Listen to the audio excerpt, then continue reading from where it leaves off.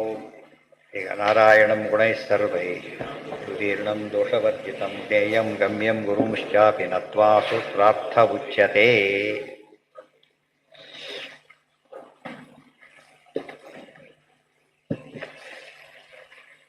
ಏನಾಯ್ತು ಈಗ? ವಾಚ್ಯತ್ವ ಇದೆಯಲ್ಲೋ ಬ್ರಹ್ಮನಿಗೆ? ಇದೆ. ಯಾತಕ್ಕಿದೆ? ಆತ ಕಾಣ್ತಾನೆ, ಮಾತಾಡ್ತೀವಿ ಆತನ ಬಗ್ಗೆ ಅಂದರೆ ವಸ್ತು ಏನಿರ್ಬೇಕಲ್ಲ, ವಾಚ್ಯತ್ವ ಇರಲೇಬೇಕಲ್ಲ. ವಾಚ್ಯ ಇದು ಇಷ್ಟೇ ಅದೇ ತಾನೆ. ವಾಚ್ಯ ಪದಾರ್ಥ ಇಲ್ಲದೆ ಹೋದರೆ ವಾಕ್ಯ ಹೇಗಿರುತ್ತೆ ಅಂತ ಕೇಳಿದ್ರೆ ಅದೇ ವಿಷಯನೇ ಇಲ್ಲಿ ಬಂದಿರೋ. ದೇರ್ಫೋರ್ ಇವತ್ತು ಆತ್ಮಶಬ್ದದಿಂದ ಆತ್ಮ ವಾಚ್ಯನಾಗಿದ್ದಾನೆ ಅಂದಮೇಲೆ ಆ ಅವಾಚ್ಯ ಅನ್ನೋ ಪದ ಹೊರಟೋಯ್ತು ಅಂತೇಳಿ. ಇಲ್ಲ, ಇದು ಗೌಣ ಆತ್ಮ. ಇವು ಗೌಣ ಆತ್ಮ ವಾಚ್ಯ, ಆ ಮುಖ್ಯ ಆತ್ಮ ಅನವಾಚ್ಯ ಅಂದರೆ ಅರ್ಥ ಹೇಳ್ತಾರೆ. ಇದು ಸರಿ, ಇದು ಮುಖ್ಯ ವಾಚ್ಯನೇ ಹೊರತು ಗೌಣ ಅಲ್ಲ. ಯಾತಕ್ಕೆ? ತನ್ನಿಷ್ಟಸ್ಯ ಮೋಕ್ಷೋಪದೇಶ. ಮೋಕ್ಷ ಆಗುತ್ತೆ ಅವನು ತಿಳ್ಕೊಂಡ ಮೇಲೆ. ಮೋಕ್ಷ ಯಾರಿಂದ ಆಗ್ಬೇಕೀಗ? ಡೂಪ್ಲಿಕೇಟಿಂದ ಆಗುತ್ತೋ ಒರಿಜಿನಲಿಂದ ಆಗುತ್ತೋ? ಇವತ್ತು ಜೆರಾಕ್ಸ್ ಎಷ್ಟೇ ಇದ್ರು ಕೂಡ ಕೊನೆಗೆ ಏನು ಬೇಕು ನಿಮಗೆ? ಒರಿಜಿನಲ್ ಬೇಕೇ ಬೇಕು. ಅವನು ಕೊಟ್ಟಿದ್ದು ಕಲರ್ ಜೆರಾಕ್ಸ್ ಅಂತ ಆಗಿಬಿಟ್ರೆ ಮತ್ತೆ ಇನ್ವ್ಯಾಲಿಡ್ ಆಗಿಬಿಡುತ್ತೆ ಅಪಾಯಿಂಟ್ಮೆಂಟ್ ಎಲ್ಲ. ಅದಕ್ಕೇನು ಬೇರೆ ಕೇಳಬೇಕಾಗಿಲ್ಲ, ಆಟೋಮೆಟಿಕಲ್ ಹೋಗ್ಬಿಡುತ್ತೆ. ದೇರ್ಫೋರ್ ಅದು ಇದೆ. ತನ್ನಿಷ್ಟಸ್ಯ ಮೋಕ್ಷೋಪದೇಶ. ಇವತ್ತು ಉದಾಹರಣೆಗೆ ನೀರು ಕೇಳಿದ, ಕುಡ್ದ. ಈ ಕುಡ್ದಿದ್ದು ನೀರಲ್ಲ ಅಂತ ಹೇಳಿದ, ಬಾಯಾರಿಕೆ ಹೋಯ್ತು ಅವನಿಗೆ. ಏನರ್ಥ? ನೀರಾಗಿರಲೇಬೇಕು. ಯಾಕೆ ಬೇರೆ ಯಾವುದಕ್ಕೂ ಯಾವ ಶಕ್ತಿ ಇಲ್ಲ, ಬಾರಿಗೆ ತೆಗೆ ಶಕ್ತಿ ಇಲ್ಲ ಅಂದಮೇಲೆ ಕೆಲಸ ಆಗೋಯ್ತು. ಈಗ ಅದು ಅಮುಖ್ಯ ರೀ, ಅದು ನೀರಲ್ಲ ಅಂತ ಕಾರಣ. ಅಮುಖ್ಯ ಅಲ್ಲ ಅದು ಮೋಸಗೆ ಸಾವು ಬೇರೆ. ಆದ್ರೆ ಮೂಲತಃ ಏನು ಕಾನ್ಸೆಪ್ಟ್ ಇರಬೇಕಲ್ಲಿ? ನೀರು ಇರಲೇಬೇಕು. ಹೇಗೋ ಆ ರೀತಿ ಇದೆ. ನೀರಿನ ಅಂಶ ವಿಷ ಹಾಕಿರ್ಬೋದು, ಆ ವಿಚಾರ ಬೇರೆ. ಬಟ್ ನೀರಿನ ಅಂಶ ಇದ್ದೇ ಇದೆ ಅದರಲ್ಲಿ. ಓಂ ಹೇಯತ್ವ ಅವಚನಾಚ್ಚ ಓಂ ಮತ್ತೆ ಹೇಳ್ತಾರೆ. ನಿಮ್ಮ ಪ್ರಕಾರ ಆತ್ಮ ಹೇಯ ಅಲ್ಲ, ಆತ್ಮನ ಬಿಟ್ಟು ಎಲ್ಲವೂ ಹೇಯವೇ. ಅದಕ್ಕೆ ತದಲಂಬಹು ಲೋಕ ವಿಚಿಂತನಯ ಪ್ರವಣಂ ಕುರು ಮಾನಸ ಮೀಶಪದೆ. ಯಾತಕ್ಕೆ ಹೇಳಿದ್ದದನ? ಅವೆಲ್ಲ ಅನಿತ್ಯ ಪದಾರ್ಥಗಳು. ಆದ್ದರಿಂದ ನೀವು ನಿತ್ಯವಾದ ಸುಖ ಬೇಕು, ಅನಿತ್ಯ ಪದಾರ್ಥವನ್ನು ಏನು ಮಾಡ್ತೀಯ ಅಂತ ಹೇಳಿದ್ರಲ್ಲ ಹಾಗೆ. ಹೇಯ ಅದು ಯಾವುದು ಹೇಯ? ಯಾವುದು ಗುಣ ಇಲ್ಲ. ಯಾವ ಗುಣ? ನಿತ್ಯತ್ವಾದಿ ಗುಣ ಅಂತ ಇಲ್ಲದೆ ಹೋದರೆ ಅದು ಹೇಯ. ಇವತ್ತು ಯಾತಕ್ಕೆ ಜಗತ್ತು ಸುಳ್ಳು ಅಂತ ಅವ್ರು ಏನು ತಿಳ್ಕೊಂಡ್ಬಿಟ್ರು ಗೊತ್ತಾ? ಜಗತ್ತಿನ ಯೋಚನೆ ಮಾಡಬೇಡಿ ಅಂದರೆ ಸುಳ್ಳು, ಅದಕ್ಕೆ ಯೋಚನೆ ಮಾಡಬೇಡಿ ಅಂತ ಹೇಳಿದರು. ಯೋಚನೆ ಮಾಡಿದ್ರೆ ಸುಳ್ಳಾಗಬೇಕಾಗಿಲ್ಲ, ಏನಾದರೂ ಸಾಕು, ನಿತ್ಯ ಆದರೂ ಸಾಕು. ಅದನ್ನ ಬಿಟ್ಬಿಟ್ಟು ಅದು ಹೇಳಿದ್ನಲ್ಲ, ಮಿಥ್ಯಾ ಜಾಗದಲ್ಲಿ ಅನಿತ್ಯ ಸೇರಿಸಿಬಿಟ್ರೆ ಅದ್ವೈತವಾದ ನಮ್ಮ ಮತ ಆಗಿಬಿಡೋದು. ಅವ್ರು ಹೂವನ್ನಾಗಿಲ್ಲ. ಯಾಕೆಂದ್ರೆ ಭ್ರಮೆಗೆ ಎಕ್ಸಾಂಪಲ್ ಆಗೋದಿಲ್ಲ. ಆದ್ದರಿಂದ ಅವ್ರು ಮತ್ತೆ ಬಿಟ್ಟಾಗಾಯ್ತಾರೆ. ತುಂಬ ಜನ ಗೊತ್ತಿಲ್ಲ, ಎಲ್ಲ ಅದ್ವೈತಿಗಳು ಒಂದೇ ರೀತಿ ಇಲ್ಲ. ಅರ್ಥ ಆಯ್ತಾ ನಿಮಗೆ? ತುಂಬ ಮಾಡಿಫಿಕೇಶನ್ ಮಾಡ್ತಾ ಬಂದಿದ್ದಾರೆ ಕೆಲವು. ಅವರು ಇಲ್ಲರಿ, ಅವ್ರು ಹೇಳೋ ಭ್ರಮೆ ಒಪ್ಪೋದಿಲ್ಲ, ನಾವು ಅನಿತ್ಯ ಅಂತ ಒಪ್ತೀವಿ ಅಂತ. ಬದ್ಧವತ್ತ ಒಪ್ಪೋದಿಲ್ಲ, ಒಪ್ಪಿದಾಗ ಆಯ್ತಲ್ಲ. ಈಗ ಅನಿತ್ಯ ಅಂತ ಒಪ್ಪಿದ ತಕ್ಷಣ ವಿಷಯ ಬಂದೋಯ್ತು. ತುಂಬ ಜನ ಹಾಗಿದ್ದಾರೆ, ಓಪನ್ನಾಗಿ ಹೇಳ್ತಾರೆ ಇದನ್ನು ನಾವು ದ್ವೈತಿಗಳೇ, ಆದ್ರೆ ಅವ್ರ ವಾದ ಒಪ್ಪೋದಿಲ್ಲ ಅಂತ ಹೇಳಿದ. ಈ ಭಾಸ್ಕರ ಅದ್ವೈತಿಗಳು ಬೇರೆ, ಇತ್ತೀಚಿನ ಅನೇಕ ಅದ್ವೈತಿಗಳು ಬೇರೆ ಅವರೆಲ್ಲ ಕೂಡ. ಯಾತಕ್ಕೆ ಹಾಗಾದ್ರು ಅಂದರೆ ಉತ್ತರ ಕೊಡ್ಲಿಕ್ಕಾಗದೆ ಹೋದಾಗ ಒಪ್ಕೊಂಡ್ಬಿಟ್ಟ ಸಮಸ್ಯೆ ಹೋಗುತ್ತೆ ಅಂತ ಒಪ್ಕೊಂಡ್ರೆ ಬೇರೆ ಸಮಸ್ಯೆ ಕ್ರಿಯೇಟ್ ಆಯ್ತು. ತಮೇವೈಕಂ ಜಾನಥ ಆತ್ಮಾನಂ. ನೋಡಿ ಹೇಯತ್ತು ಎಷ್ಟು ಪ್ರತಿಯೊಂದು ವೇದವಾಕ್ಯನೇ ಹಾಕುವ ವಿಷಯವಾಕ್ಯ ಅಂತಾರ. ವಿಷಯವಾಕ್ಯ ಅಂದ್ರೆ ಏನು? ಅಧಿಕರಣಕ್ಕೆ ಅರ್ಥ ತಿಳ್ಕೊಂಡಿರ್ಬೇಕು. ಅಧಿಕರಣ ಅಂದ್ರೆ ಇಶ್ಯೂ ಅಂತ ಅರ್ಥ. ಅಧಿಕರಣ ಅಂದ್ರೆ ಇಶ್ಯೂ. ಇವತ್ತು ಕೋರ್ಟಲ್ಲಿ ಕೇಸ್ ಏನು ವಿಷಯ ತಕ್ಷಣ ಕೇಳ್ತಾರೆ. ಯಾವ ವಿಷಯ ಕೋರ್ಟು ಅಂತ ಕೇಳೋದಿಲ್ಲ. ಮನೆ ಬಗ್ಗೆ ಜಗಳ, ಬಾಡಿಗೆ ಬಗ್ಗೆ ಜಗಳ ಅಂತ ಹೇಳಬೇಕು ಒಂದು ವಿಷಯ. ಅದಕ್ಕೆ ವಿಷಯ ಫಸ್ಟ್ ವಿಷಯ. ಆಮೇಲೆ ಏನಿರಬೇಕು? ಸಂಶಯ ಶುರುವಾಗಬೇಕು. ಇನ್ನೊಂದು ವಾಕ್ಯ ಬಂದಾಗ ಇದು ನಂದು ಅಂತ ಇನ್ನೊಬ್ಬರು ಬಂದ. ಇವ್ರು ಆರಾಮಿದ್ದ ಪ್ರಶ್ನೆ ಬರಲೇ ಇಲ್ಲ, ಯಾರನ್ನು ಕ್ಲೇಮ್ ಮಾಡಕ್ಕೆ ಬಂದ. ಏನು ಶುರುವಾಯಿತು? ಪೂರ್ವಪಕ್ಷ ಬಂದ. ಅವನೀಗ ಬಂದಷ್ಟು ಏನು ಶುರುವಾಯಿತು? ಪೂರ್ವಪಕ್ಷ ಒಂದು ಆರ್ಗ್ಯುಮೆಂಟ್ ಇದೆ, ಪೂರ್ವಪಕ್ಷ ನ್ಯಾಯ. ಇವನೊಂದು ಆರ್ಗ್ಯುಮೆಂಟ್ ಸಿದ್ಧಾಂತ ನ್ಯಾಯ. ವಿಷಯ ಬೇರೆ, ವಿಷಯ ಬೇರೆ. ಎರಡು ಒಂದೇ ಹೇಳ್ತಾರೆ, ಸಮಸ್ಯೆ ಬರೋದಿಲ್ಲ. ವಿಷಯ ಬೇರೆ, ವಿಷಯ ಬೇರೆ. ವಿಷಯ ಅಂದರೆ ವಿಷಯ ಅಂದರೆ ಸಂಶಯ. ವಿಷಯೋ ವಿಷಯಶ್ಚೈವ ಪೂರ್ವಪಕ್ಷ ತಥೋತ್ತರಂ. ವಿಷಯ ಇರಬೇಕು, ಪೂರ್ವಪಕ್ಷ ಇರಬೇಕು. ಸಂಶಯ ಬರೆದ್ರೆ ಪೂರ್ವಪಕ್ಷಗಳ ಪ್ರಶ್ನೆನೇ ಇಲ್ಲ. ವಿಷಯ ಆಮೇಲೆ ವಿಷಯ ಎರಡು ಒಟ್ಟಿಗೆ ಬಂದ್ಬಿಡ್ತಾರೆ. ವಿಷಯ ಪೂರ್ವಪಕ್ಷ ಉತ್ತರ. ಆಮೇಲೆ ಏನು ಬಂತು? ಪ್ರಯೋಗ. ಇದು ಏನಾಯ್ತು ಅಂತ ಹೇಳುವ. ಇಷ್ಟು ಪಂಚಾಂಗ ಅಧಿಕರಣಕ್ಕೂ ನಿತ್ಯ ತಿಥಿಗೆ ಪಂಚಾಂಗ ಹೇಳ್ತೀವಿ, ಹಾಗೆ ಪ್ರತಿನಿತ್ಯ ಅಧಿಕರಣದ ಪಂಚಾಂಗಗಳಿವು. ಅದನ್ನೆಲ್ಲ ನೋಡೋದಕ್ಕೆ ಆಚಾರ್ಯ ಹೇಳಿದಾಗ ಕಾಣೋದೇ ಇಲ್ಲ. ಟೀಕ ಎಲ್ಲ ಹೇಳಿದ್ದಾರೆ, ಎಲ್ಲ ತೋರಿಸ್ತಾರೆ. ಮಧ್ಯದಲ್ಲ ಪೂರ್ವಪಕ್ಷ, ಆಮೇಲೆ ಸಂಶಯ, ಆಮೇಲೆ ಇದನ್ನಿಟ್ಟುಕೊಂಡು ವಿಷಯ ವಾಕ್ಯ ಅಂತ ಇರುತ್ತೆ. ವಿಷಯವಾಕ್ಯಕ್ಕೆ ಏನಪ್ಪ ಕಾರಣ? ಈಗ ಎಲ್ಲೋ ಒಂದು ಕಡೆ ಯಥೋ ವಾಚೋ ನಿವರ್ತಂತೆ ಅಪ್ರಾಪ್ಯ ಮನಸ್ಸಾಹ, ಇದು ವಿಷಯ ಶುರುವಾಯ್ತು. ಬ್ರಹ್ಮವಾಚ್ಯನಲ್ಲ. ವಾಚ್ಯ ಇಶ್ಯೂರ್ ಕೊನೆ ಏನಂತ ಎಂಡಾಗಬೇಕು ಕೊನೆಗೆ ಅದು ವಾಚ್ಯನಲ್ಲ ಅಂತ ಅವನ ಪಕ್ಷ, ಅದು ಪೂರ್ವ ಪಕ್ಷ ಗಟ್ಟಿ. ನಮ್ಮ ಪ್ರಕಾರ ಏನಾಯ್ತು ಈಗ ಸರಿಯಾಗಿ ಉತ್ತರ ಕೊಟ್ಮೇಲೆ ವಾಚ್ಯನೇ ಆಗಿದ್ದಾನೆ. ಕೋರ್ಟ್ ಕೇಸ್ ಡಿಸೈಡ್ ಆಯ್ತು ಅಂದರೆ ಅದು ವ್ಯೂ ಪಾಯಿಂಟ್ ಅಲ್ಲ, ಡೆಸಿಷನ್ ಅದು. ಅವ್ರ ಪ್ರಕಾರ ಅವ್ನು ಸರಿ, ಇವನ ಪ್ರಕಾರ ಇವ್ರು ಸರಿ ಅಂದರೆ ಅವ್ನು ಮತ್ತೆ ವಾಸಗಳು ಶುರು ಮಾಡ್ತಾರೆ. ವಾಸ ಬರಲಿಕ್ಕೆ ವಾಸ್ ಬರಬಹುದು, ಹಾಗಿದ್ರೆ ಬರ್ಲಿಕ್ಕೆ ಸಾಧ್ಯ ಇಲ್ಲ. ಪೂರ್ತಿ ಮುಗಿದೋಯ್ತು ಅದು. ನಮ್ಮಲ್ಲಿ ತಪ್ಪು ಕಲ್ಪನೆ ಮಾಡ್ತಾರೆ. ಸಿದ್ಧಾಂತಗಳು ಅವರವರ ವ್ಯೂಗೆ ಸಂಬಂಧಪಟ್ಟಿದ್ದೇ ಹೊರತು ನಾವು ತಲೆ ಕೆಡಿಸ್ಕೋಬಾರ್ದು. ಇದು ಇವನು ವ್ಯೂ, ಇದು ಅವರವರು ತಲೆ ಕೊಟ್ಟು ಇವನು ವ್ಯೂ ಶುರುವಾಯಿತು ಅಷ್ಟೇ. ಸರಿ, ಅದು ಹಾಗಲ್ಲೇ ಅಲ್ಲ. ಅವನು ಇವನು ಸುಮ್ಮನೆ ಅವ್ರು ನೀರಿದೆಯೋ ಇಲ್ಲ ಅಂತ ವಾದ ಮಾಡ್ತಿದ್ದಾರೆ. ಅವನು ಇವನು ಕುಡಿಯೋದಕ್ಕೆ ಏನು ಮಾಡ್ತೀಯ ಕೊನೆ ನೀನೀಗ? ಕುಡಿಯೋಕ್ಕೆ ಹೋಗಲೇಬೇಕಲ್ಲ, ಆ ತೀರ್ಮಾನ ಆಗಲೇಬೇಕಾದ್ರಿಂದ ತುಂಬ ಜನ ಇಂಥ ಮಾತಾಡಿ ತಾವು ದೊಡ್ಡವರು ಅಂತ ತಿಳ್ಕೊಂಡ್ಬಿಡ್ತಾರೆ. ಎಷ್ಟು ಜನ ಜಗಳಾಡ್ತಾರೆ ಫಿಲಾಸಫರ್ಸ್ ಎಲ್ಲ. ನಿಶ್ಚಿಂತೆ ಆಗಿದ್ಬಿಡಿ, ಇದು ನನ್ನ ಫಿಲಾಸಫಿ ಅಂದರೆ ಇವನು ಫಿಲಾಸಫರ್ ಅನ್ನಲ್ಲ ಆಗಿದೆ. ಅದೇ ಚಾರ್ವಾಕ ಮತ ಬಂದಿದ್ದು ಹಾಗೇನೆ, ಹಾಗೆ ಹೇಳಬಾರ್ದು. ಇದಕ್ಕೆಲ್ಲ ಜಿಗರೆಲ್ಲ ಹೇಳ್ತಾ ಹೋಗ್ತಾರೆ. ಪ್ರತಿ ಅಧಿಕರಣ 222 ಅಧಿಕರಣ ಅಷ್ಟನ್ನು ಟೀಕಾರಿಗಳು ತೋರಿಸ್ತಾರೆ. ಇದು ವಿಶೇಷ. ಇದು ಅದನ್ನು ಓದದೆ ಹೋದರೆ ಅಷ್ಟು ಕ್ಲಾರಿಟಿ ಸಿಗೋದಿಲ್ಲ. ರಫ್ ಆಗಿ ಮಾಡ್ಕೊಡೋ ವಿಚಾರ ಬೇರೆ, ಕರೆಕ್ಟಾಗಿದೆ ಪೂರ್ವಪಕ್ಷ, ಇದೇ ಸಿದ್ಧಾಂತ, ಯಾವ ಭಾಗ ಹೇಗೆ ಓದಬೇಕು, ಪೂರ್ವಪಕ್ಷದ ಆರ್ಗ್ಯುಮೆಂಟ್ ಮೇನ್ ಏನದು, ಅದಕ್ಕೆ ಉತ್ತರ ಹೇಗೆ ಕೊಟ್ಟರು, ಇದು ಸೂಪರ್. ಸತ್ವಪ್ರಕಾಶ ಓದಿಬಿಟ್ರೆ ಆ ಬ್ರಹ್ಮಸೂತ್ರ ಪೂರ್ತಿ ಓದ್ದಾಗಲ್ಲ. ತತ್ವಪ್ರದೀಪದ ಅಪ್ರೋಚ್ ಬೇರೆ, ಸಾಕ್ಷಾತ್ ಶಿಷ್ಯರೇ ಬರೆದಿದ್ದದು. ಈ ಅಪ್ರೋಚ್ ಬೇಕಿರಲಿಲ್ಲ ಆಗಿನ ಕಾಲಕ್ಕೆ. ಎಲ್ಲ ತಿಳಿದವರಿದ್ದಾಗಿದ್ದ ಬೇಕಾಗಿರಲಿಲ್ಲ. ಗ್ಯಾಪ್ ಬಂದಾಗ ಇರಬೇಕಾಯ್ತು. ಗೊತ್ತಾಯ್ತಾ? ಅವ್ರ ವಿಷಯ ಅದು ಅವರು ಅರ್ಥನೇ ಹೇಳೋದು. ಅದರೊಳಗೆಲ್ಲ ಯಾವ ವಿಷಯ ಬೇಕೋ ಅದನ್ನು ಬೇರೆ ವಿಷಯ ಸಂಬಂಧಪಟ್ಟಿದ್ದು ಹೇಳ್ತಾ ಹೋಗ್ತಾರೆ. ಅದು ನಮಗೆ ಅಷ್ಟೇ ಉಪಯುಕ್ತ. ಇದು ಅವರು ಏನು ಮಾಡ್ತಾರೆ, ಇದು ಉಪಯುಕ್ತ ಅಲ್ಲ ಅಂತ ಕೆಲವು ವಾದ ಮಾಡ್ತಾರೆ. ಇದು ಉಪಯುಕ್ತ ಅಲ್ಲ, ಇದು ಇಶ್ಯೂ, ಇದೊಂದು ಇಶ್ಯೂ ಮತ್ತೆ. ಅದು ಕಾರಣನೇ, ಎರಡಕ್ಕೂ ಉಪಯೋಗ ಇದ್ದೇ ಇದೆ. ಅದು ಸಮೇತ ಓದೋದಕ್ಕೂ ಉಪಯೋಗ ಇದೆ, ಇದಕ್ಕೂ ಉಪಯೋಗ ಇದೆ ಅಂತ ಹೇಳ್ತಾರೆ. ಅದು ಸತ್ಯವಾದ ಮಾತೇ ಹೊರತು ಯಾವುದನ್ನು ನಾವು ಬಿಡ್ಲಕ್ಕೆ ಬರೋದಿಲ್ಲ. ಓಂ ತನ್ನಿಷ್ಠಶ್ಚ ಮೋಕ್ಷೋಪದೇಶ ಹೇಯತ್ವ ಅವಚನಾಚ. ನೋಡಿ ಹೇಳಬೇಕು ವಾಕ್ಯ ವಿಷಯ, ವೇದ ವಾಕ್ಯ ಏನಿದೆ ಈಗ, ತಮೇವೈಕಂ ಜಾನಥ ಆತ್ಮಾನಂ ಅನ್ಯಾವಾಚೋ ವಿಮುಂಚಥ ಅಮೃತಶೇಷ ಸೇತು ಇತಿ ಅನ್ಯೇಷಾಂ ಹೇಯತ್ವವಚನಾತ್ ಅಸ್ಯ ಅಹೇಯತ್ವವಚನಾತ್ ನ ಗೌಣಃ ಆತ್ಮ. ಉಪನಿಷತ್ ಹೇಳ್ತಾ ಇದೆ, ತಮೇವೈಕಂ ಜಾನಥ ಆತ್ಮಾನಂ, ತಮ್ ಆತ್ಮಾನಂ ಏಕಂ ಜಾನಥ, ಪರಮಾತ್ಮ ಇದ್ದಾನೆ ಒಬ್ಬನು, ಅವನನ್ನು ತಿಳ್ಕೊಳ್ಳಿ ಅಂಥೇಳಿ. ಅವನೊಬ್ಬನು ತಿಳ್ಕೊಂಬಿಡಿ ಸಾಕು. ಅದೇ ಶ್ವೇತಕೇತನ ಕೇಳಿದ್ರು, ಒಂದು ತಿಳ್ಕೊಂಬಿಟ್ಟಿ ಅಂತ ಕೇಳಿದ್ರೆ ಅದೊಂದೇ ಹೇಳಿದ್ರು. ತಮೇವೈಕಂ ಜಾನಥ ಆತ್ಮಾನಂ ಅನ್ಯಾವಾಚೋ ವಿಮುಂಚತ. ಆಚಾರ್ಯ ಮಾತಿದೆ, ತದನಂ ಬಹುಲೋಕ ವಿಚಿಂತನಯ ಪ್ರವಣಂ ಕುರು ಮಾನಸ ಮೀಶಪದೆ. ಅನ್ಯಾವಾಚೋ ವಿಮುಂಚತ, ಬೇರೆ ಮಾತೇ ಬಿಟ್ಟುಬಿಡಿ. ವಸ್ತು ಅಲ್ಲ, ಆ ವಿಷಯ ಮಾತಾಡೋ ನೆಸಿಟಿನೇ ಇಲ್ಲ. ಯಾವ್ದು ನಮಗೆ ಬರೋದಿಲ್ಲ, ಅದ್ರ ಬಗ್ಗೆ ಮಾತಾಡ್ತಕ್ಕ ಏನು ಉಪಯೋಗ? ದೇವ್ರ ಪೂಜೆ ಕೂತಿದ್ದಾನೆ, ಅಮೆರಿಕ ಏನಾಗ್ತಾ ಇದೆ, ಏನಾದರೂ ನಮಗಂತ ಸಂಬಂಧಪಟ್ಟಿಲ್ಲ ಗೊತ್ತಾ? ಅದು ನ್ಯೂಸೇ ಹೊರತು ಏನಲ್ಲ ನಮಗೆ ವಿಷಯ, ನಮ್ಗೆ ಇನ್ವಾಲ್ವ್ಮೆಂಟ್ ಬರೋದಿಲ್ಲ ಅದರೊಳಗೆ. ಅದನ್ನು ಕಟ್ಕೊಳಕ್ಕೆ ಹೋಗಬೇಡಿ. ಯಾತಕ್ಕೆ ದೇವರನ್ನು ತಿಳ್ಕೋಬೇಕು ಅಂದರೆ, ಅಮೃತಸ್ಯ ಏಷ ಸೇತು, ಮೋಕ್ಷಕ್ಕೆ ಅವರೊಬ್ಬನೇ ದಾರಿ, ಬೇರೆ ಯಾರೂ ಅಲ್ಲ. ಅರ್ಥ ಆಯ್ತಾ? ಈಗ ಸೂಪರ್ ರೋಡು ಇಲ್ಲಿ ಹೋಗೋ ದಾರಿನೇ ಅಲ್ಲ, ಹೋಗೋದಿಲ್ಲ. ಇನ್ನು ಯಾರು ಕಚಡ ಬಡ್ ರೋಡು ಹೋಗ್ತಾನೆ, ಯಾತಕ್ಕೆ ಹೋಗೋ ದಾರಿ ಇದು ಸೂಪರ್ ರೋಡು, ಹೋಗೋ ಗುರಿ ಅದೇನೆ. ಯಾರು ಬಿಡ್ತಾರೆ ಅದನ್ನು? ಎಂದು ಬಿಡ್ಲಕ್ಕೆ ಹೋಗಬೇಡಿ. ಅಮೃತಸ್ಯ ಏಷ, ಕಾರಣ ಕೊಟ್ಟರು, ಅಮೃತಸ್ಯ ಏಷ ಸೇತು ಇತಿ ಅನ್ಯೇಷಾಂ ಹೇಯತ್ವ ವಚನ. ಹುಡುಗನ ಬಿಟ್ಟುಬಿಡಿ ಅಂದರೆ ಹೇಯ ಅಂತ ಅರ್ಥ. ಹಾತುಂ ಯೋಗ್ಯಂ ಹೇಯಂ, ಇದು ಹೇಯ ಅಲ್ಲ ಅಂತ ಹೇಳಿದ್ರಿಂದ ಏನಾಯಿತು? ಬಿಡಬೇಡಿ ಅಂತ ಅರ್ಥ. ಅದಕ್ಕೆ ಹೇಯತ್ವ ಅವಚನಾಚ್ಯ. ಈಗ ಅದು ಅರ್ಥ ಆಗಿದೆ. ಉಳಿದವುಗಳನ್ನು ಹೇಯ ಅಂತ ಕರೆದ್ರು, ಯಾವುದನ್ನು ಹೇಯ ಅಂತ ಕರೆದ್ರು? ಮಂಚ ಬಾರದು, ಮಡದಿ ಬಾರಡು, ಕಂಚು ಕನ್ನಡಿ ಬಾರವು, ಇದೇ ಮಾತಿನ ಅರ್ಥ ಅದು. ಅವು ಹೇಯ, ಆದರೆ ಮುಂಚೆ ಮಾಡಿರೋ ಧರ್ಮವ ಜೊತೆ ಬರುತ್ತೆ, ಆದ್ದರಿಂದ ಅದು ಅಹೇಯ. ಅರ್ಥ ಆಯ್ತಾ? ಹೇಯ ಅಹೇಯನ ಹುಡುಕ. ಹೇಯ ಶಬ್ದ ಕನ್ನಡದಲ್ಲಿ ಏನಾಗ್ಬಿಟ್ಟಿದೆ ಈಗ, ಭಾರಿ ಬಯೋಪದ ಅದು. ಬಯೋಪದ ಆ್ಯಕ್ಚುಲಿ ಬಯೋಪದ ಅಲ್ಲ ಅದು. ಆಚಾರ್ಯ ಮತ್ತೆ ಮತ್ತೆ ಹೇಳ್ತಾರೆ, ಅಥವಾ ಅನಂತ ದೋಷ ದುಷ್ಟತ್ವಾತ್ ಹೇಯಂ ಮಾಯಾಮತಂ ಶುಭೈ. ನಮ್ಗೆ ಎಷ್ಟು ಬೈತಾರ್ರಿ ಅಂತ ಹೇಳ್ತಾರೆ. ಬಿಡಬೇಕು ಅಂತ ಅಷ್ಟ, ಅದು ಅಲ್ಲ ಬಿಡು ಅಂತ ಹೇಳಿದ್ರೆ ಬೈದಾಗಾಯ್ತು ಅದನ್ನ ಅಷ್ಟೇ. ವರ್ತ್ ಟು ಬಿ ರಿಜೆಕ್ಟೆಡ್ ಅಂತ ಅರ್ಥ. ಇದು ವರ್ತ್ ಟು ಬಿ ಡಿಸ್ಕಸ್ಡ್. ಇದು ಹಾಗಲ್ಲ, ರಿಜೆಕ್ಟ್ ಮಾಡಕ್ಕೆ ಅದು ಓದಬೇಕಂತೆ. ನೋಡಿದ್ರೆ ಗೊತ್ತಾಗುತ್ತೆ, ಮತ್ತೇನು ಕಷ್ಟಪಡಬೇಕಾಗಿಲ್ಲ. ಇತ್ಯನ್ಯೇಷಾಂ ಹೇಯತ್ವ ವಚನಾತ್ ಅಸ್ಯ ಅಹೇಯತ್ವ ವಚನಾತ್ ನ ಗೌಣಃ ಆತ್ಮ. ದೇರ್ ಫೋರ್ ಗೌಣ ಆಗೋ ಚಾನ್ಸಸ್ಸೇ ಇಲ್ಲ ಅಂತೇಳಿ. ಎಷ್ಟು ಸೂತ್ರ ಇದೆ ನೋಡಿ ಅದು ಒಂದಕ್ಕೆ.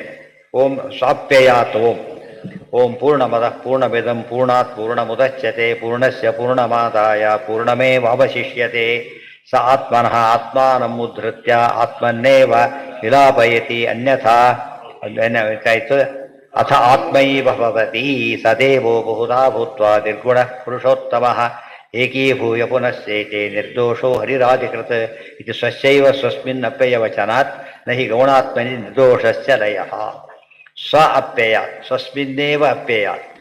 ಕೊನೆ ಪ್ರಳಯ ಕಾಲದಲ್ಲಿ ದೇವರು ಏನು ಮಾಡ್ತಾನೆ, ಎಲ್ಲ ಇದು ಹೇಯ ಯಾತಕ್ಕೆ ಅಂದರೆ ಅನಿತ್ಯ ಇದು. ಯಾತಕ್ಕೆ ಅನಿತ್ಯ? ಪ್ರಳಯ ಕಾಲದಲ್ಲಿ ಇರೋದಿಲ್ಲ, ಒಳಗೋಗ್ಬಿಡುತ್ತೆ, ಆದ್ದರಿಂದ ಅನಿತ್ಯ ಅಂತ. ಇವತ್ತು ಉದಾಹರಣೆಗೆ ಭತ್ತ ಕೊಟ್ಟ, ವರ್ಷಗಟ್ಟಲೆ ಇರುತ್ತೆ, ಅಕ್ಕಿ ಕೊಟ್ಟ ತಿಂಗ್ಳುಗಟ್ಟಲೆ ಇರುತ್ತೆ, ಅನ್ನ ಕೊಟ್ಟ 3 ತಾಸಿಗೆ ಹೋಗ್ಬಿಡುತ್ತೆ, ಗೊತ್ತಾಯ್ತಾ? ಈ ಫಾರಮ್ನಲ್ಲಿ ಹೇಯ, ಆ ಫಾರಮ್ನಲ್ಲಿ ಇಲ್ಲ. ಲ್ಯಾಂಡ್ ಹಾಗೆ ಇದೆ, ಲ್ಯಾಂಡ್ ಸಮಸ್ಯೆನೇ ಇಲ್ಲ. ಈ ರೀತಿ ಇದ್ದಾಗೆ ದೇವರು ಯಾರೋ ಅವನೊಬ್ಬನೇ ಇಲ್ಲ. ಇವೆಲ್ಲ ಲಯ ಹೊಂತಾರೆ. ದೇವ್ರ ಲಯ ಹೊಂತಾನಲ್ಲ ಅಂತ ಪ್ರಶ್ನೆ ಮಾಡಿದರೆ ಎಲ್ಲ ಲಯ ಹೊಂತಾನೆ, ತನ್ನಲ್ಲೇ ತಾನಿರ್ತಾನೆ. ಅಪ್ಪೆಯ ಅಂದರೆ ಏನು, ತನ್ನಲ್ಲಿ ಒಬ್ಬನೇ ಇರುವಿಕೆಗೆ ಅಪ್ಪೆಯ ಅಂತ ಕರೆಯೋದು. ದೇವ್ರ ಲಯ ಹೊಂತಾನೆ ಅಂತ ಹೇಳಬಾರ್ದು. ಸ್ವಸ್ಮಿನೇವ ಅಪ್ಪೆಯ ಅಂತಂತೆ, ತನ್ನಲ್ಲಿ ತಾನೇ ಇರ್ತಾನೆ. ಸೆಲ್ಫ್ ಸಪೋರ್ಟಿವ್ ಅಂತ ಅರ್ಥ. ಅದಕ್ಕೆ ಸೆಲ್ಫ್ ಸಪೋರ್ಟಿವ್ ಆದ್ದರಿಂದ ಅದು ಹೇಗೆ ಆಗಲೇ ಇಲ್ಲ. ಇವತ್ತು ಒಬ್ಬ ಅಧೀನ ಇದ್ದಾನೆ, ಓನರ್ ಇದ್ದಾನೆ. ಜನರಲಿ ವ್ಯವಹಾರಕ್ಕೆ ಯಾರು ಬೇಕು ನಮಗೀಗ? ಓನರೇ ಬೇಕು. ಅರ್ಥ ಆಯ್ತಾ? ಓನರೇ ಬೇಕು. ಆದ್ದರಿಂದ ಇದೆಂದೂ ಸರಿಯಲ್ಲ. ಅದಕ್ಕೆಲ್ಲ ಕಾರಣ ಕೊಟ್ಟರೆ ಈಗ ಪೂರ್ಣಮದ ಪೂರ್ಣಮಿದಂ ಪೂರ್ಣಾತ್ ಪೂರ್ಣ ಮುದಚ್ಯತೆ, ಅದು ಪೂರ್ಣ, ಇದು ಪೂರ್ಣ. ಪೂರ್ಣದಿಂದ ತೆಗೆದುಹಾಕಿದ್ರೆ ಅದು ಪೂರ್ಣನೇ. ಅದು ಲೋಕದಲ್ಲಿ ಕೂಡ ಮ್ಯಾಥಮೆಟಿಕ್ಸ್ ಆಗನೆ 10 ಪೂರ್ಣಾಂಕ. ಅದ್ರಲ್ಲಿ ಏನು ಮಾಡಿದ್ರೆ ಈಗ ಒಂದು ಪೂರ್ಣಾಂಕ ತೆಗೆದ್ರು ಅಂತ ತಿಳ್ಕೊಂಬ. ಎಷ್ಟು 2 ತೆಗೆದ್ರು ಎಷ್ಟು ಉಡೀತು? 8. ಅದು ಕೂಡ ಪೂರ್ಣಾಂಕನೇ. ತಿಳಿತಾ? ಅದು ಪೂರ್ಣದಲ್ಲಿ ಪೂರ್ಣ ತೆಗೆದ್ರೆ ಇನ್ನು ಆಡು ತೆಗಿಬಾರದು, ಆಡು ತೆಗಿಬಾರದು. ಯಾವ್ದು ತೆಗಿಬೇಕು? ಪೂರ್ಣಾಂಕದಲ್ಲಿ ಪೂರ್ಣಾಂಕ ತೆಗೆದ್ರೆ ಅಂತ ಓದ್ಕೋಬೇಕಾದ್ರೆ. ಪೂರ್ಣಾಂಕದಲ್ಲಿ ಪೂರ್ಣಾಂಕ ತೆಗೆದ್ರೆ ಏನು ಬರುತ್ತೆ? ಮತ್ತೆ ಪೂರ್ಣಾಂಕನೇ ಬರುತ್ತೆ. ಪೂರ್ಣಾಂಕ ಸೇರಿಸಿದ್ರೆ ಅದೇ ಪೂರ್ಣವಾದ ಪೂರ್ಣಮಿದಂ ಪೂರ್ಣಾತ್ ಪೂರ್ಣ ಮುದಚ್ಯತೆ ಪೂರ್ಣಸ್ಯ ಪೂರ್ಣಮಾದಾಯ. ಪೂರ್ಣದಿಂದ ಪೂರ್ಣ ತಗೊಂಡ್ರೆ ಉಳಿಯೋದೇನು ಮತ್ತೆ? ಪೂರ್ಣಾಂಕನೇ. ಈ ಅಂಕಿಗಳಲ್ಲಿ ಅಷ್ಟು ಕಾಣ್ತೇವೆ. ದೇವರು ಯಾವಾಗಲೂ ಕೂಡ ಅವತಾರ ರೂಪಗಳೆಲ್ಲ ಏನವು? ಮೂಲ ಅವತಾರ. ಬಟ್ ಅದು ಪೂರ್ಣ, ಇದು ಪೂರ್ಣ. ಇದು ಮ್ಯಾಜಿಕ್, ಇದು ದೇವರು. ಅರ್ಥ ಆಯ್ತಾ?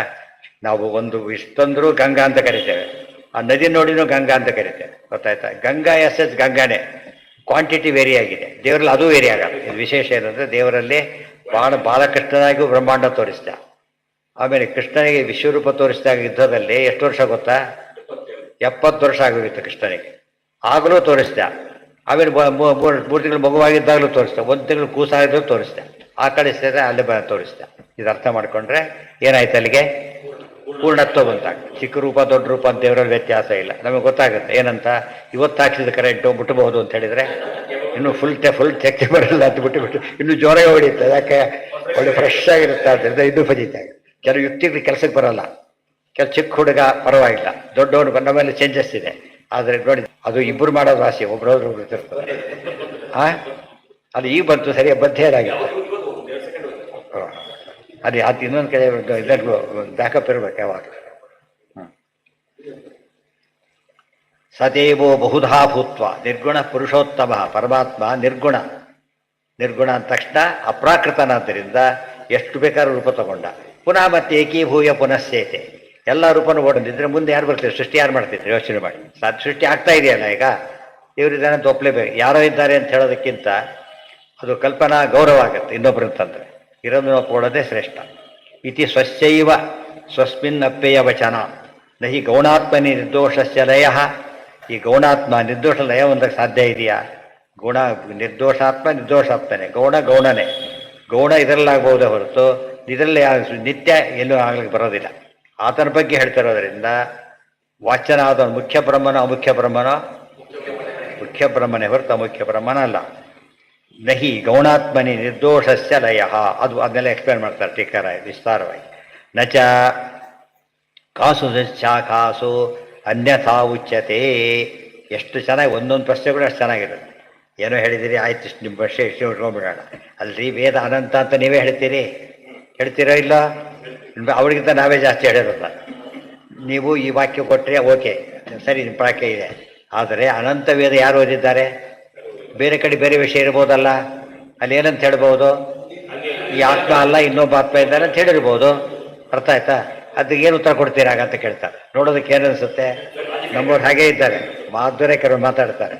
ನಾವು ಆಚಾರ್ಯ ಏನು ಮಾಡಿದ್ರು, ಬೇರೆ ಎಲ್ಲ ಸಿದ್ಧಾಂತ ಖಂಡನೆ ಮಾಡಿಬಿಟ್ರು.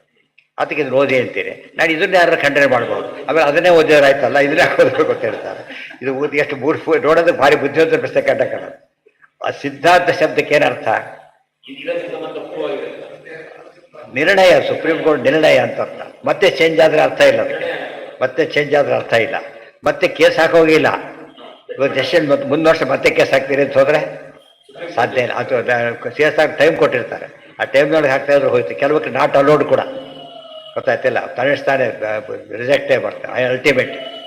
ಇದು ಅರ್ಥ ಮಾಡಿಕೊಂಡ್ರೆ ಎಲ್ಲಿ ಬರುತ್ತೆ ಅದೀಗ? ಇಂಥ ಪ್ರಶ್ನೆ ಕೇಳ್ತಾರೆ. ಅಂದರೆ ಓದಬಾರದು ಎಂಬುದಕ್ಕೆ ಅದು ತಮ್ಮದೇ ಸೃಷ್ಟಿ ಮಾಡ್ತಾರೆ ಕಾರಣನ.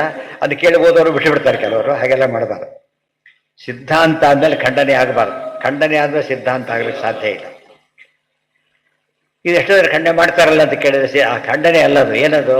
ಉದಾಹರಣೆ, ಸುಪ್ರೀಂ ಕೋರ್ಟ್ ಜಡ್ಜ್ಮೆಂಟ್ ಬಂದಮೇಲೆ ಒಪ್ಪದೇ ಇರೋರಿಲ್ವೇನೋ? ಸಾಮಾನ್ಯವಾಗಿ ಕೇಸ್ ಹಾಕಿದಲ್ಲಿ ಒಪ್ಪೋದಿಲ್ಲ, ಗೊತ್ತಾಯ್ತಾ? ಜೀವಾದ ಹ್ಯಾಂಗ್ ಮಾಡೋ ಶಿಕ್ಷೆ ಕೊಟ್ಟಿರ್ತಾರೆ. ಅದು ಸಾಯ್ಬೇಕಾದ್ರೆ ನಿರ್ದೋಷ ಇದ್ದರೆ ಸಾಯ್ತಾನೆ. ಏನು ಹೇಳ್ತೀರಿ ಅದಕ್ಕೀಗ? ಅಕ್ಸೆಪ್ಟ್ ಮಾಡ್ತೇನೆ ಅಂತ ಹೇಳೋದಿಲ್ಲ ತುಂಬ ಜನ. ನಿರಪರಾಧಿ, ನಾಳೆ ಅನುಭವಿಸ್ತೀರಿ ನೀವು ಅಂತ ಹೋಗ್ಬಿಡ್ತಾರೆ. ಅವ್ರು ಮತ್ತೆ ಬೈದ್ರೆ ಹೇಗೆ ಹೋಗಿ ತಯಾರಿದ್ದಲ್ಲ, ಅದರಿಂದ ಕೇಳಿ ಮಾಡೋದಿಲ್ಲ. ದುರ್ಯೋಧನ ಒಪ್ಪಿದ್ರೆ ದುರ್ಯೋಧನ ಒಪ್ಪಲಿಲ್ಲ. ಒಪ್ಪದೆ ಹೋದ ಮಾತ್ರಕ್ಕೆ ಅದು ಸಿದ್ಧಾಂತ ಅಲ್ಲ ಅಂತ ಕರೆಯೋದಿಲ್ಲ. ಎಲ್ಲರೂ ಒಪ್ಪಿದ್ರೆ ಸಿದ್ಧಾಂತ ಅಂತ ಯಾರು ಹೇಳೋದಿಲ್ಲ, ನೆನ್ಪಿಟ್ಕೊಳ್ಳಿ. ಎಲ್ಲರೂ ಒಪ್ಪಿದ್ರು ಸಿದ್ಧಾಂತ ಅಲ್ಲ, ಮೆಜಾರಿಟಿ ಒಪ್ಪಿದ್ರು ಸಿದ್ಧಾಂತ ಅಲ್ಲ. ಒಬ್ಬನೇ ಒಬ್ರು ಯಾರು ಒಪ್ಪದೆ ಹೋದ್ರು ಸಿದ್ಧಾಂತನೇ. ದೇವರಿದ್ದಾನೆ ಎಂಬ ವಿಷಯ ಯಾರು ಒಪ್ಪಲಿಲ್ಲ ಅಂತ ತಿಳ್ಕೊಬೇಡ, ಆರು ಸಿದ್ಧಾಂತನೇ. ಸಿದ್ಧಾಂತ ಅದು ಇರೋದು ತಿಳ್ಕೊಳ್ಳೋದೇ ಹೊರತು ಕ್ರಿಯೇಟ್ ಮಾಡೋದಲ್ಲ. ಕ್ರಿಯೇಟ್ ಮಾಡಿದರೆ ಇನ್ನೊಬ್ರು ಬೆಟರ್ ಕ್ರಿಯೇಟರ್ ನಾಶ ಮಾಡ್ಬೋದು, ಅದೇ ಸಾಧ್ಯ ಇಲ್ಲ. ಅಂದರೆ ಬೇಸಿಕ್ ಪ್ರಿನ್ಸಿಪಲ್ಸೇ ಅರ್ಥ ಆಗೋದಿಲ್ಲ. ಅದನ್ನೆಲ್ಲ ಆಚಾರ ಕ್ಲಿಯರ್ ಮಾಡ್ತಾ ಹೋಗೋದ್ರೆ ಇಲ್ಲಿ ನೋಡಿ ಹ್ಯಾಕೆ ಕ್ಲಿಯರ್ ಮಾಡ್ತಾರೆ ಯೋಚನೆ ಮಾಡಿ. ಅಲ್ಲಿರ್ಬೋದಲ್ಲ, ಏನು ಮಾಡ್ತೀರಿ ಈಗ ಅಂತ ಪ್ರಶ್ನೆ. ನಿಮ್ಮ ಪ್ರಕಾರ ಹೇಳಿದ್ದೀರಿ, ನಚ ಕಾಸು ಶಾಖಾಸು ಅನ್ಯಥಾ ಉಚ್ಯತೆ. ಶಾಖೆಗಳು ಅಂದ್ರೇನು?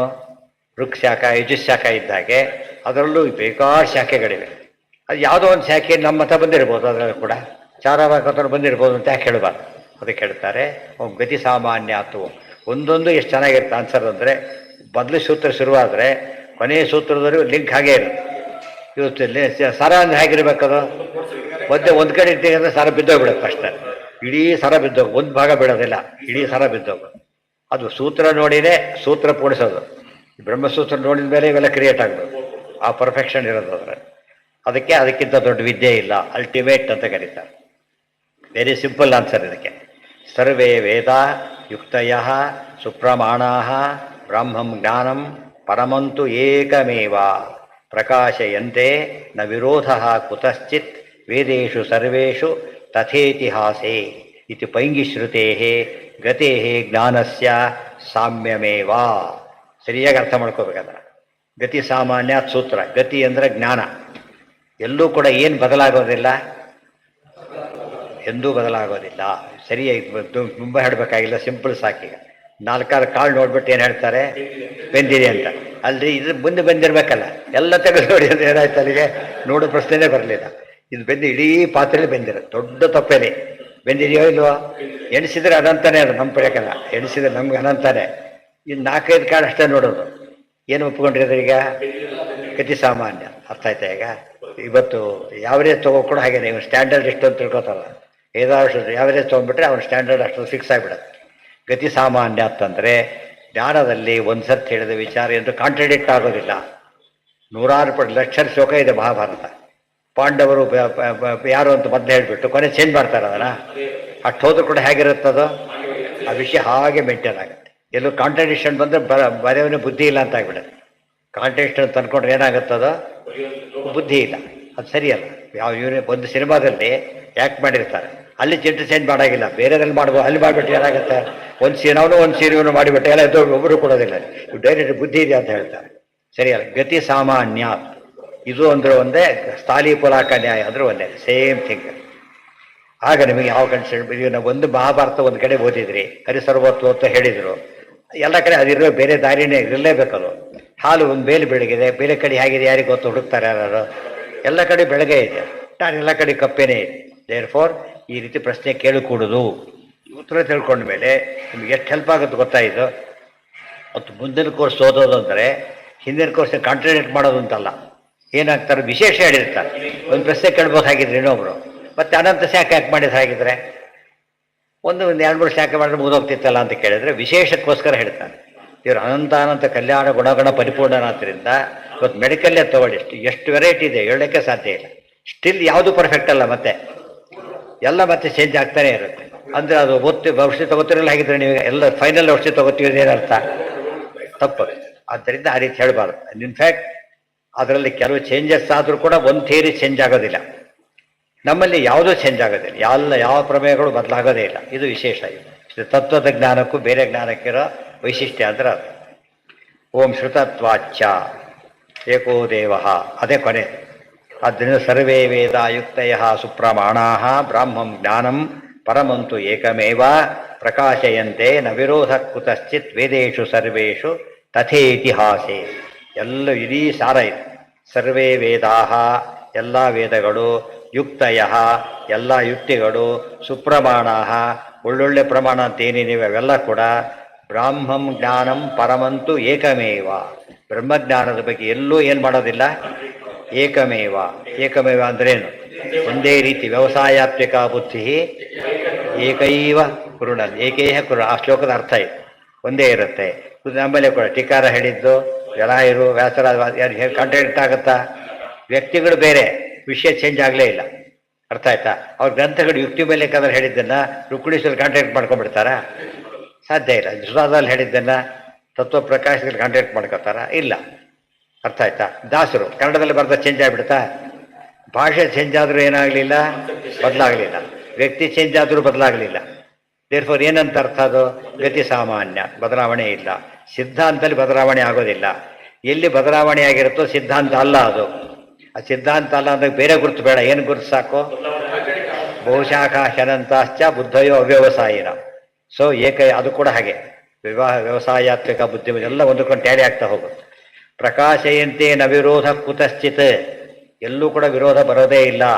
ವೇದೇಶು ಸರ್ವೇಷು ತಥೇತಿಹಾಸ, ಎಲ್ಲ ವೇದಗಳಲ್ಲೂ ಇತಿಹಾಸ ಪುರಾಣಗಳಲ್ಲೂ ಕೂಡ ವಿರೋಧ ಇಲ್ಲ ಅಂತೇಳಿ ಅದು ವೇದನೆ ಹೇಳುತ್ತೆ. ಮತ್ತೆ ಇತಿ ಪೈಂಗಿ ಶ್ರುತೇರ್ ಗತೇರ್ ಜ್ಞಾನಸ್ಯ ಸಾಮ್ಯಮೇವ. ದೃಷ್ಟಾಂತ ಯಾತಕ್ಕೆ ಕೊಡ್ತಾರೆ ಅಂದರೆ, ಲೋಯರ್ ಕೋರ್ಟಲ್ಲಿ ಹೇಳಿದ್ದನ್ನ ಹೈಯರ್ ಕೋರ್ಟ್ ತೆಗೆದಾಕತ್ತೋ ಇಲ್ಲ, ಆ ರೀತಿ ಆಗ್ಬೋದು ಅಂತ ಕೇಳಿದರೆ ಅಲ್ಲ. ಅದು ಎಕ್ಸಾಂಪಲ್ ಕೊಡಬಾರದು. ಯಾಕೆ? ಒಂದೇ ಕೋರ್ಟಿನ ಬಗ್ಗೆ ಮಾತಾಡ್ತಿರೋದು ನಾವೀಗ. ವೇದಗಳು ಬೇರೆ, ಕೋರ್ಟ್ ಈ ಕೋರ್ಟ್ ಬೇರೆ ಅಲ್ಲ. ಆದ್ದರಿಂದ ಸಮಸ್ಯೆ ಬರಲಿಲ್ಲ. ಅಲ್ಲೇನಾಯಿತು? ಬೇರೆ ಬೇರೆ ಆದರೆ ಚೇಂಜ್ ಆಗುತ್ತೆ. ಅಲ್ಲೂ ನೀವೇ ಚೇಂಜ್ ಆಗಬೇಕು ಅಂತಿಲ್ಲ, ಆದರೆ ಚೇಂಜ್ ಆಗೋ ಚಾನ್ಸಸ್ ಇದೆ. ಇಲ್ಲಿ ಚಾನ್ಸಸ್ ಇಲ್ಲೇ ಇಲ್ಲ. ಓಂ ಶ್ರುತತ್ವಾಚ್ಯ ಓಂ ಏಕೋ ದೇವ ಸರ್ವಭೂತೇಷು ಗೂಢ ಸರ್ವವ್ಯಾಪಿ ಸರ್ವಭೂತಾಂತರಾತ್ಮ ಕರ್ಮಾಧ್ಯಕ್ಷ ಸರ್ವಭೂತಾಧಿವಾಸಃ ಸಾಕ್ಷಿ ಚೇತ ಕೇವಲೋ ನಿರ್ಗುಣಶ್ಚ. ಮತ್ತೆ ದೇವರೊಬ್ಬನೇ ಮೊದಲು ಮತ್ತೆ ಹೇಳ್ತಾರೆ. ಶ್ರುತತ್ವಾಚನ ಹೇಳಿದ್ದಕ್ಕೂ ಕೂಡ ಮತ್ತೆ ಆಧಾರ ಇದೆ. ಯತಿ ಸಾಮಾನ್ಯತ್ವಂತ ಯುಕ್ತಿ ಅಲ್ಲ, ಅದು ವಾಕ್ಯನೇ ಕೊಟ್ಟಿವೆ. ಅದು ಇನ್ನೂ ಸ್ಪಷ್ಟ ಮಾಡ್ತಕ್ಕಂಥ ಇನ್ನೊಂದಿದೆ. ಏಕೋ ದೇವ ಸರ್ವಭೂತೇಷು ಗೂಢ, ಎಲ್ಲ ಪ್ರಾಣಿಗಳ ಗುಪ್ತವಾಗಿ ಪರಮಾತ್ಮ ಇದ್ದಾನೆ. ಗೂಢ ಅಂದ್ರೆ ಏನು? ಗುಹೆಯಲ್ಲಿ ಇರೋನು ಅಂತ. ಗುಹೆಯಲ್ಲಿ ಇರೋನು ಕರೆಕ್ಟ್ ಆಯ್ತು. ಈಶ್ವರ ಸರ್ವಭೂತಾನ ಹೃದ್ದೇಶೆ ಅರ್ಜುನ ತಿಷ್ಠತಿ. ಸರ್ವವ್ಯಾಪಿ ಸರ್ವಭೂತಾಂತರಾತ್ಮ, ಸರ್ವತ್ರ ವ್ಯಾಪ್ತ, ಸರ್ವ ಪ್ರಾಣಿಗಳಿಗೆ ಅಂತರಾತ್ಮನಾಗಿದ್ದಾನೆ. ಕರ್ಮಾಧ್ಯಕ್ಷ ಸರ್ವಭೂತಾಧಿವಾಸ ಸಾಕ್ಷಿ ಚೇತ ಕೇವಲೋ ನಿರ್ಗುಣ. ವಿಷ್ಣು ಸಹಸ್ರನಾಮ ತಗೊಂಡ್ರು ಸಾಕ್ಷಿ, ಮತ್ತೆ ಎಲ್ಲ ಪದ ಹಾಗೆ ಬರುತ್ತೆ, ಅರ್ಥನೇ ಹಾಗೆ ಬರುತ್ತೆ. ಆದ್ದರಿಂದ ಒಟ್ಟು ಏನು ತೀರ್ಮಾನ ಆಯ್ತು ಈಗ? ಇದೆಷ್ಟು ಸಾರ ಏನು ಅಂತ ಕೇಳಿದರೆ ಹೇಳಿ. ಒಟ್ಟು ಸಾರ ಇಷ್ಟು ಸೂತ್ರಗಳಾಯಿತು. ಒಂದು ಅಧಿಕರಣದ ಸಾರ ಏನು? ಪೂರ್ವಪಕ್ಷ ಏನಿತ್ತು? ಬ್ರಹ್ಮ ಅವಾಚ್ಯ. ಸಿದ್ಧಾಂತ ಏನು? ಬ್ರಹ್ಮ ವಾಚ್ಯ. ಅಷ್ಟೇ ಫೈನಲ್. ಸಿದ್ಧಾಂತ ಏನಪ್ಪ ಅಂತ ಎಲ್ಲ ತಲೆಯಲ್ಲಿ ಕೇಳೋಕೆ ಹೋಗೋದಿಲ್ಲ. ಏನು ಕೋರ್ಟ್ ಕೇಸ್ ಏನಾಯಿತು ಅಂತಾರೆ ಅಷ್ಟೇ. ಗೊತ್ತಾಯ್ತಾ? ನಿರ್ಣಯ ಬಂತು ಅಂತಾರೆ. ಅದು ಅಲ್ಲೇ ಅರ್ಧ ಹೋಯ್ತು ಅವರಿಗೆ. ನಮ್ಮ ಬರೀ ರಿಸಲ್ಟ್ ಬಂತು ಅಂದರೆ ಏನಾಗಿದೆ ಅಂತ ಇನ್ನು ಮುಂದೆ ಕ್ಲಿಯರ್ ಆಗುತ್ತೆ. ಪ್ರತಿಯೊಂದು ಸಿದ್ಧಾಂತ 222 ಸಿದ್ಧಾಂತ ಆಯ್ತಾರೆ. 222 ಎಲ್ಲ ಸಾಲ್ವ್ ಆಗೋಗ್ಬಿಟ್ಟಿದೆ, ಒಂದೂ ಬಿಡೋದಿಲ್ಲ. ಬ್ರಹ್ಮಸೂತ್ರ ಹಾಗೆ ಓದಿದಾಗ ಎಷ್ಟು ರೆಲವೆಂಟ್ ಅಂತ ಗೊತ್ತಾಗ್ತದೆ. ಅಷ್ಟು ಹೇಳಿದರು. ಮೂಡಿದ ವಿಷಯ ನಾಳೆಯಿಂದ ಕ್ರಮ ಹೇಗಿರ್ತದೆ ಅಂದರೆ, ಮೊದಲು ಭಾಗವತ ತಾತ್ಪರ್ಯ, ಆಮೇಲೆ ಉಳಿದ ಮಾಮೂಲು ಸುಧಾ, ಮತ್ತೆ ಇದು ಕಂಟಿನ್ಯೂ ಆಗುತ್ತೆ. ಹಾಗೆ ಏನೋ ಇನ್ನೊಂದು ವಾಕ್ಯ ಯಾವುದು?